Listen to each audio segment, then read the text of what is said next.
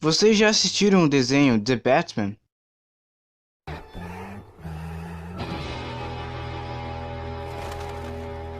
Pra quem não conhece, The Batman, ou simplesmente O Batman, é uma animação de 2004, que foca nos primeiros anos de Bruce Wayne no combate ao crime. Aqui no Brasil, essa animação passou na antiga Cartoon Network e também no SBT, no programa Bom Dia e Companhia. Possui 65 episódios divididos em 5 temporadas. Caso você não saiba nada sobre o morcegão, recomendo que assista essa animação, porque ela foi feita justamente para isso, para pessoas que não sabem nada, mas se interessam pelo herói, conhecerem um pouco mais do personagem. No geral, um bom desenho, mas para mim é um ótimo desenho. Juro, eu amo essa animação, fez parte da minha infância.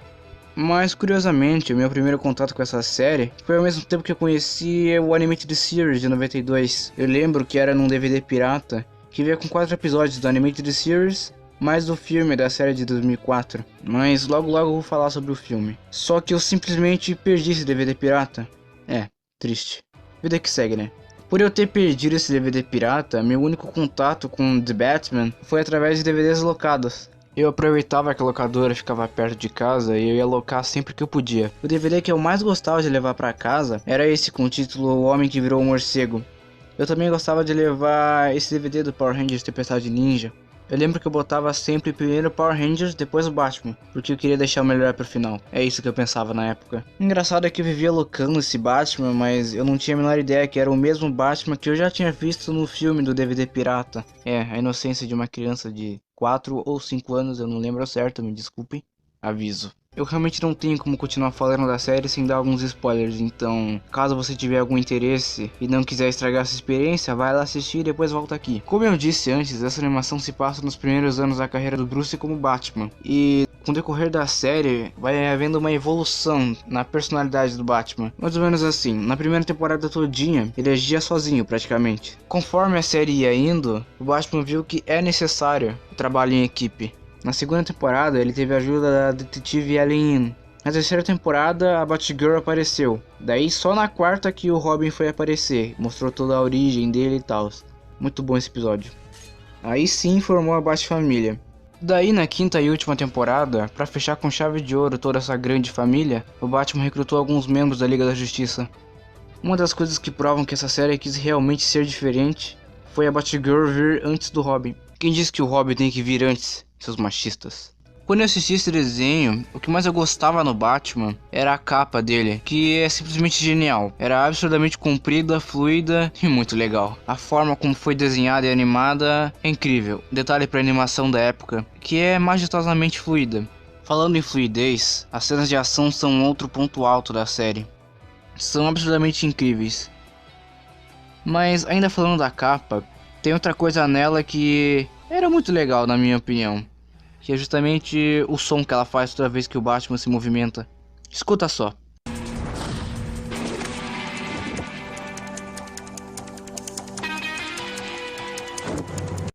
Além da capa, esse Batman tinha um diferencial dos outros apresentados até então. Que no uniforme dele ele tinha garras. Que é uma coisa... não tem outra palavra. É genial. Eu tenho que abrir um parênteses aqui para falar de algumas coisas ruins que aconteceram com essa série, que me deixam um pouco triste. Certas injustiças. Eu tô falando do tanto de críticas injustas que essa série recebeu. Quero dizer, as pessoas ficavam reclamando que o traço era feio ou estranho. Bom, pra mim não é nem um pouco estranho, porque eu basicamente cresci assistindo isso. Mas eu entendo as pessoas que assistiram pela primeira vez e estranharam um pouco os personagens. É compreensível. Uma curiosidade, o traço dessa série do Batman foi feito pelo Jeff Matsuda. Não é esse o Matsuda. Esse aí, o mesmo que fez o traço da série As Aventuras do Jack Chan, que eu acho que é um traço muito bom. O personagem que mais sofreu com as críticas foi o Coringa. Que sim, aqui ele tá bem diferente do que estamos acostumados a ver em outras séries. Aqui os cabelos dele são mais compridos e ele anda descalço agora. Ele é diferente, mas é isso que The Batman é. Desde o começo, ele quis ser diferente. Essa era a proposta do desenho. Em aparência, o Coringa tá completamente diferente, mas em personalidade, aqui ele é um personagem bem desenvolvido. A personalidade doentia dele continua intacta aqui. A vontade dele de matar tanto o Batman quanto qualquer outra pessoa em Gotham continua a mesma. A vontade dele de matar é real. E eu nunca tinha percebido isso quando eu era menor.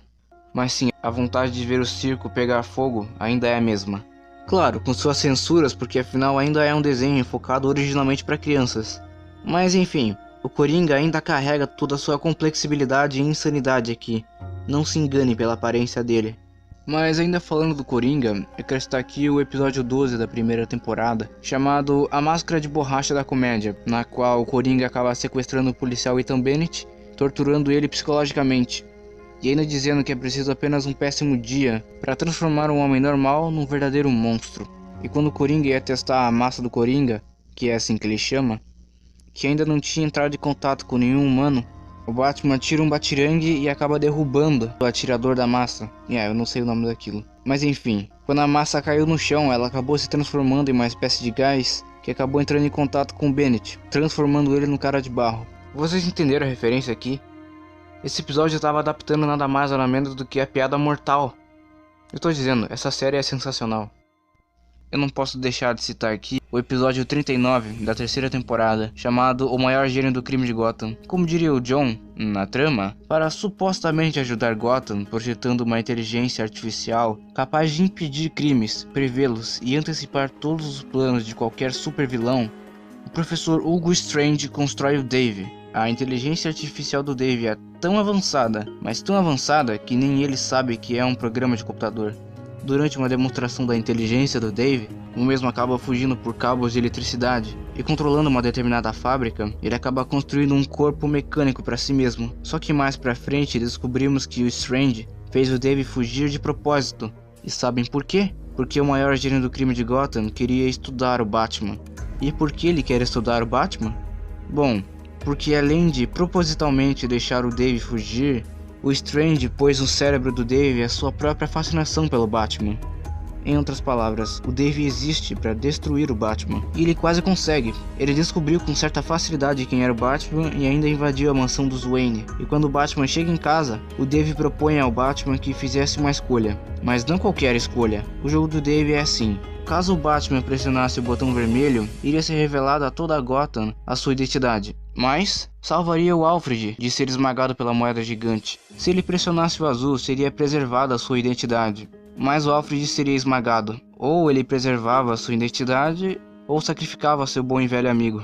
Interessante notar que nessa cena, o próprio Alfred estava disposto a se sacrificar para manter a identidade secreta do Batman. Ou seja, a situação era terrível pro lado do Batman. E ele tinha que se apressar, porque quando a areia na ampulheta acabasse, não adiantaria mais escolher. Mas é aí que o Batman fala nenhuma das opções, e acaba destruindo a ampulheta. Mas um problema. Como derrotar alguém, ou melhor dizendo, um ser que além de ser o maior gênio do crime de Gotham, é mais inteligente que o Batman e mais forte que ele. Sabe como? Simples. Dizendo a ele qual é a sua verdadeira origem. Lembra que eu disse? A inteligência artificial do Dave é tão avançada que nem ele sabe que veio de um programa de computador. E quando o Bruce fala a sua origem, seu sistema começa a falhar.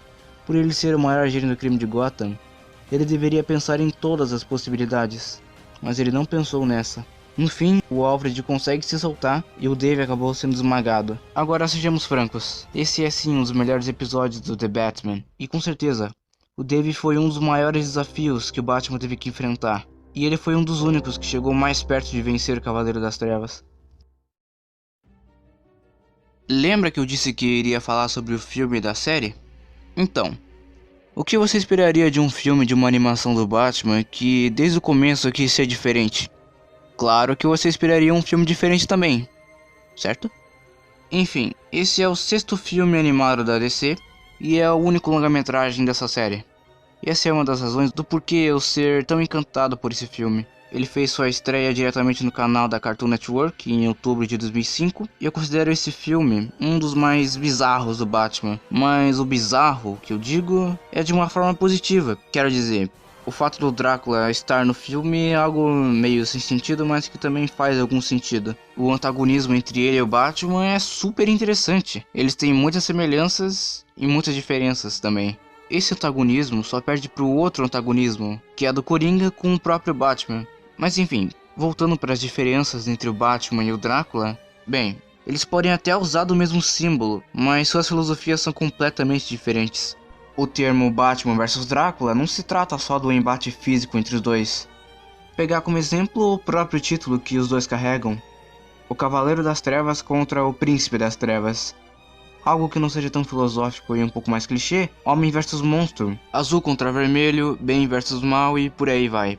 Enfim, esse filme é muito mais do que os olhos podem ver. Detalhe, vocês já repararam que o Asilo Arkham do universo da animação é igual ao Asilo Arkham do filme O Filho do Batman? É só uma observação inútil mesmo. Mas voltando ao filme, assim como a série que lhe deu origem, o seu longa animado quis ser diferente também. Como o título diz, Batman vs Drácula, é diferente e bizarro, no bom sentido da palavra. Daí você me pergunta, mas como que o Drácula surge assim no filme? E eu digo, de uma maneira bizarra, mas que faz algum sentido. Na trama, enquanto abria um caixão que pensava que dentro dele havia um tesouro, o Pinguim acaba cortando a sua mão na lâmina do seu próprio guarda-chuva. O sangue escorre e pinga diretamente no local exato do coração do Drácula, fazendo o mesmo ressuscitar. Detalhe, essa foi a primeira vez que mostrou sangue em toda a história da série. Assim como foi no filme do Steven, quando a Spinella dá um soco na cara do Steven e o nariz dele começa a sangrar. Mas continuando, de onde eu parei? Ah sim, com a atual ressurreição do Príncipe das Trevas, Gotham inteira fica amedrontada, porque o Drácula começou a atacar as pessoas e transformando elas em vampiras. E essas pessoas que foram atacadas, obviamente acabaram sumindo. E ninguém sabia do paradeiro delas. E como ninguém fazia a menor ideia da existência do Drácula, e algumas testemunhas alegaram no jornal que tinham visto a sombra de um morcego atacando as pessoas, o Batman acabou levando toda a culpa. Na época em que esse filme se passa, o Batman ainda não tinha o apoio da polícia, nem nenhum parceiro mirim, e no começo do filme o Pinguim estava preso. Então eu acho que esse filme se passa depois dos acontecimentos do último episódio da primeira temporada. Mas voltando à minha, entre aspas, sinopse do filme, o Batman tem que encontrar um meio de vencer o Drácula e curar todas as vítimas infectadas. Em meio a todo esse caos ainda temos um Coringa Vampiro, que tem uma luta fantástica com o Batman. Mas com relação aos embates do Batman contra o Drácula, bem, foram 2 no total, e eu vou contar detalhadamente o que aconteceu em cada um deles. O primeiro acontece assim. O Batman descobre que um dos primeiros a sumir foi o segurança do cemitério de Gotham, e ele vai até lá para ver se descobre alguma coisa. Mas agora o Batman é um homem procurado por supostamente ter sequestrado todas aquelas pessoas. A SWAT soube que o Batman estava no cemitério, e quando chegaram lá, começaram um tiroteio. O Batman consegue fugir entrando num determinado prédio. Enquanto o Batman fugia, o Drácula sorrateiramente pegava membro por membro da SWAT. O Batman sobe as escadas e vai pro terraço do prédio. Tudo fica no mais absoluto silêncio. E o que restava era apenas uma arma de um dos membros da SWAT. O Batman, sem entender o que estava acontecendo ali, fica olhando para a arma, mas logo em seguida, o Drácula aparece atrás dele.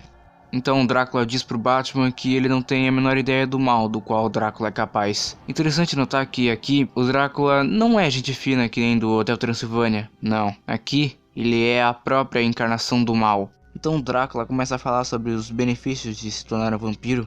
Então o Batman, armado com seus batirangues, toma a iniciativa da luta e corre em direção ao Drácula com a intenção de matá-lo. Mas o Drácula provou ser mais rápido e consegue desviar com muita facilidade dos golpes do Batman, que é recebido com um empurrão na parede. Mas o Batman começa a lançar os batirangues e mais uma vez o Drácula consegue desviar. Então o Drácula salta para o outro lado do terraço e começa uma perseguição. O Batman vai atrás do Drácula, apanha um pouco mais e recebe um convite do Drácula para se juntar à legião de mortos-vivos que ele tinha criado. O Batman, é claro, que disse não e é arremessado num carro. O Drácula diz que só tem espaço para um morcego em Gotham, e quando mesmo ia matar o Batman, nosso querido e velho amigo Sol chega bem na hora. O Drácula sai dali e o Batman, todo acabado, não consegue nem mais se mexer direito.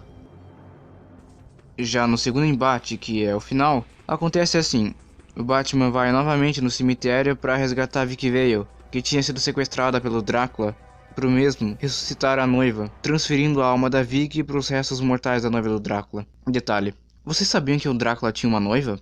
Eu não sabia disso! Eu também não sabia, Steven. Eu só fui saber quando assisti esse filme. Enfim, para salvar a Vicky, o Batman ainda precisa enfrentar todo o exército de vampiros que não deixariam um intruso atrapalhar a cerimônia de seu mestre. O Batman consegue detê-los e curá-los. Então ele se dirige ao local que estava acontecendo a transferência da alma da Vicky. Mas com todo o seu poder de controlar qualquer ser humano, Drácula faz o Batman girar no chão o último antídoto que tinha sobrado. Na minha opinião, A ideia do Batman aqui era ou curar o Drácula, que seria uma coisa impossível, ou tentar enfraquecer ele, pelo menos um pouco. Mas essa é só a minha visão sobre o que o Batman queria fazer a respeito disso. O Batman fica à mercê do Drácula, mas com toda a sua força de vontade, que eu ouso dizer que é sobre-humana, o Batman se livra do controle do Drácula e acaba destruindo a noiva dele, fazendo a alma da Vicky voltar para ela. O Batman diz pra Vicky para ela fugir, e a batalha final começa. O Drácula dá um salto logo em seguida de um soco em direção ao Batman, mas ele desvia. O Batman tenta acertar um soco, mas não adianta nada. Se antes já era ruim de acertá-lo, imagine agora que ele tá com um ódio mortal do Batman. Nesse momento do filme, o Drácula tá com a vantagem, afinal, mal tinha passado da meia-noite naquele momento. Ou seja, o Batman tava sozinho, sem equipamento e ferrado. O Drácula tenta novamente acertar o soco no Batman, mas ele desvia, e o soco acabou destruindo as rochas atrás do Batman. O Drácula tenta atacar, mas o Batman consegue desviar. Então o Príncipe das Trevas pega o Batman pela capa e joga ele no chão. O Drácula tenta dar um pisão, mas é desviado. Então o Drácula pega o Batman pelo pescoço e tenta acertá-lo, mas o Batman desvia e dá 2 socos seguidos no Drácula. Então o Batman salta e joga bombas de fumaça para tentar retardar a visão do Drácula. O que não adianta, porque o Drácula consegue sentir o cheiro do sangue do morcegão. E controlando o computador da Batcaverna através do Batwave que possui em seu cinto, o Batman envia as coordenadas de onde ele está até o Alfred. Então começa uma das melhores perseguições que eu já vi na minha vida. O Batman tá tentando achar uma saída, mas o Drácula não deixa, que é recebido com um belo chute no estômago. E cai no abismo. Só que não, porque ele consegue impedir a queda voando. Então Batman joga o batirangue, explode as rochas que acabaram caindo em cima do Drácula. Então só faltava explodir uma única parede, que separava o cemitério da mansão Wayne. E quando Batman ia explodir a parede, o Drácula ataca ele por trás, jogando ele na parede. O Drácula ataca de novo, mas sem sucesso. O Drácula faz uma sessão tripla de socos, todos eles desviados majestosamente pelo Batman. Então Batman tenta acertar o soco, mas o Drácula desvia e ergue ele por trás, jogando ele no chão, logo em seguida de um soco desviado. O Batman vai para perto da parede e o Drácula tenta atacá-lo. Então o Batman dá um mortal e dá uma dupla pisada, bem nas costas do Drácula, fazendo ele bater na parede. O Batman tira o batirangue e a parede acaba explodindo, mas o Drácula consegue pegá-lo pelo pescoço e joga ele. Logo depois ele ergue o Batmóvel e joga ele como se não fosse nada. Então ele ergue o Batman e joga ele de novo. Nesse momento o Alfred chega e atira um dos antídotos que o Batman tinha preparado antes de ir para a batalha. Só que como eu disse antes, não adiantou nada. O próprio Drácula começa a rir. E logo em seguida, mete o soco no Alfred contra a parede, fazendo ele desmaiar. Então Drácula diz ao Batman que ele até poderia ter curado as vítimas humanas, mas nenhum remédio na Terra pode curar um ser sobrenatural. Então, usando uma espécie de subidor, o Batman consegue preparar um equipamento que já tinha aparecido no comecinho do filme, chamado SL5. Esse equipamento pode armazenar e reproduzir a luz solar. Então o Batman ativa ele e isso foi mais do que suficiente para o Drácula dar de costas na parede. Então o Batman diz pro Drácula que ele não é nada além de pó e sai do caminho para a luz do sol terminar de fritar o Drácula. Então o Drácula olha para cima e o Batman chega, dando o último soco no Príncipe das Trevas e destruindo seu corpo, finalizando a luta. Eu amo esse filme. Foi o primeiro filme do Batman que eu vi e ajudou a introduzir o Drácula no meu imaginário. Claro, o filme não é perfeito, mas eu não me importo, continuo amando ele. E como também já deu pra notar, eu amo a animação do The Batman. Pro público em geral, ela pode não ser tão boa quanto a antiga, mas ela sempre terá o meu carinho. E pra mim, ela é sim a melhor animação do Batman já feita. Bem, espero que você tenha gostado e se divertido. E eu acho que eu te vejo na próxima, né? Bom, de qualquer jeito, obrigado, valeu, falou, é nóis, tchau.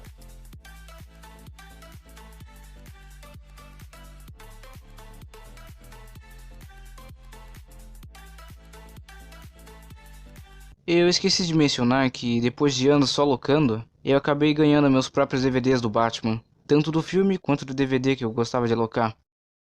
Agora sim acabou o vídeo. Tchau.